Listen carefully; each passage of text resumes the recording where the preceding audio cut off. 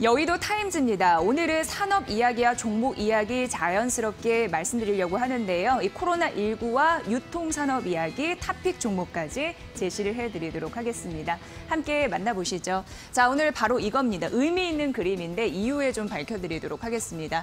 자, 오늘 첫 번째 부분은 이 자료입니다. 지금 한국을 제외하고 대부분 유럽이나 미국 쪽에서도 코로나19 영향 좀 여전합니다. 우리나라가 그래도 선제적으로 대응을 잘했기 때문에 코로나19 영향력이 완화가 되고 있는 상황이라서 이 유통 쪽에서는 유통이나 소매 이쪽으로 먼저 회복이 가능하다라는 긍정적인 심리가 작용을 하고 있습니다. 이 기본 베이스 좀 아셔야 될 것 같고요. 자, 그렇다면 정부 쪽에서도 좀 지원하는 흐름들이 있었습니다. 재난지원금을 지급을 했는데요. 이게 유통 채널별로 어떻게 매출을 올렸는지 나타낸 그런 재료였습니다. 자, 이렇게 보면은 돈을 사용할 수 있는 그런 채널이었는데 CU 그리고 GS25 아시죠? 편의점 쪽이었습니다. 편의점 쪽에서 쌀, 화장지, 생수, 와인, 잡화, 식재료 이쪽을 많이 샀다라고 보시면 될 것 같고요. 이렇게 편의점이나 동네 중대형 슈퍼마켓 그리고 미용실,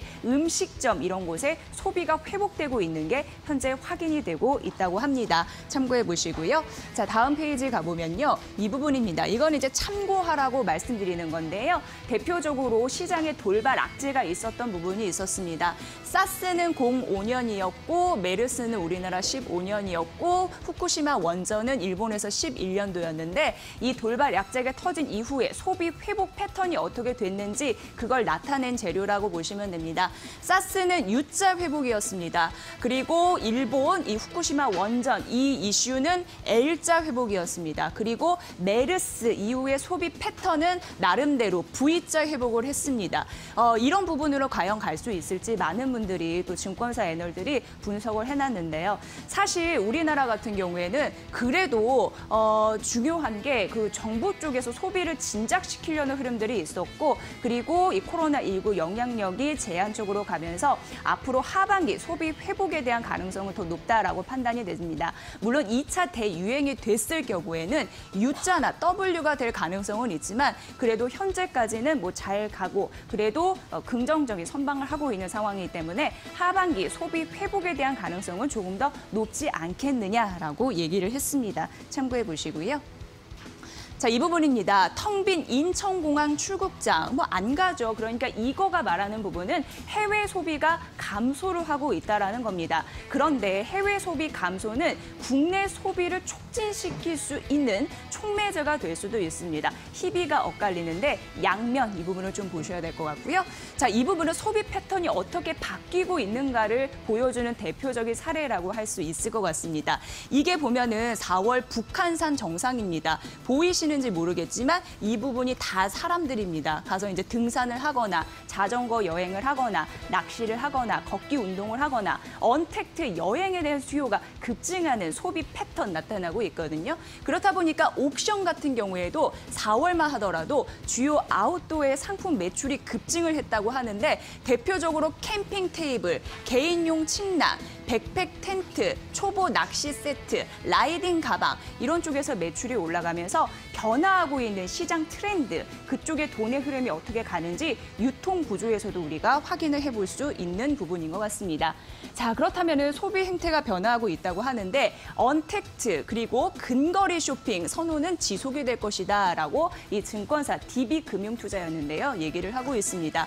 자, 우선 슈퍼마켓, 편의점은 성장하고 면세점, 백화점, 대형마트는 감소한다라는 거 아실 것 같습니다. 그리고 코로나19 직후 유통 채널 측면에서는요. 근린 채널 그리고 온라인의 성장세가 두드러지게 나타나고 있다는 부분이고요. 개인이 운영하는 중대형 마트, 슈퍼마켓이죠. 이쪽과 성장이 매우 강하고 대형마트가 객수가 감소하지만 이쪽에서는 온라인으로 흡수된 것으로 추정돼서 큰 문제는 없이 오히려 온라인 쪽이 조금 더 부각이 되고 있는 상황입니다. 자, 보셔야 될 것 같고요. 유통 채널의 채널별 특화 현상이 점차 심화될 것으로 보이니까 앞으로 코로나19 이후의 유통 구조는 꼭 잘 기억을 해보셔야 될 것 같습니다. 자, 이 부분 만나볼게요. 하나카드의 예에서도 카드 통해서 이제 돈을 어디다 지출하는지 이 부분을 보시면 될 것 같은데 이게 이제 1분기입니다. 1분기 이렇게 쭉 나와 있는 상황이죠.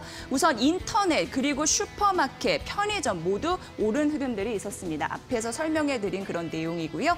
그리고 이 부분은 이제 면세점 이렇게 될 텐데 면세점 떨어졌고 백화점 떨어졌고 대형마트 떨어진 흐름들이 나타나서 결국 인터넷 쇼핑이나 슈퍼마켓, 편의점 이쪽으로 수요가 몰리는 흐름들이 나타났습니다. 재난기금도 이쪽에서 사용이 가능하니까 이 부분도 좀 보시면 될 것 같고요. 결국 온라인에서 잘 나가는 곳은 쿠팡과 쓱닷컴이다. 이 부분도 앞서서도 저희가 설명을 해드린 바가 있습니다. 자, 그래서 온택트 여행에 대한 이제 자전거 이런 부분 앞서서 있었고요. 자, 그럼 두 가지 전략을 만나볼 텐데 DB금융투자에서는 탑픽 종목을 GS 리테일 얘기를 했습니다. 우선 편의점 시장의 탑픽 종목으로서 그 힘은 가장 강할 것이다라고 얘기가 되고 있는 상황입니다. 왜냐하면 재계약 점포 이런 부분도 긍정적이고요. 그리고 슈퍼와의 시너지로 편의점 부분의 매익률 개선이 지속이 되고 있다라는 부분 나타나고 있습니다. 자, 목표 주가 58,000원, 투자 의견 바이, 매수로 분석을 얘기를 했고요. 확고한 지배력과 함께 업종 내에서 가장 안정적인 실적을 기록할 것이다라고 주요 포인트를 뒀습니다. 자, 이마트도 탑픽 종목 안에 있었습니다. 하지만 이마트는 목표 주가는 하향했습니다. 16만 원으로 떨어뜨렸지만 그래도 매수를 유지하라라고 얘기를 했거든요.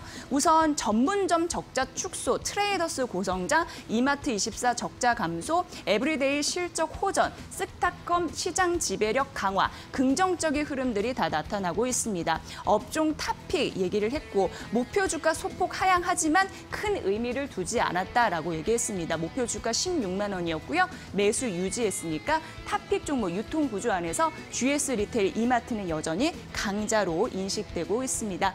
자, 여의도 타임즈였습니다. 여러분들 살펴보세요.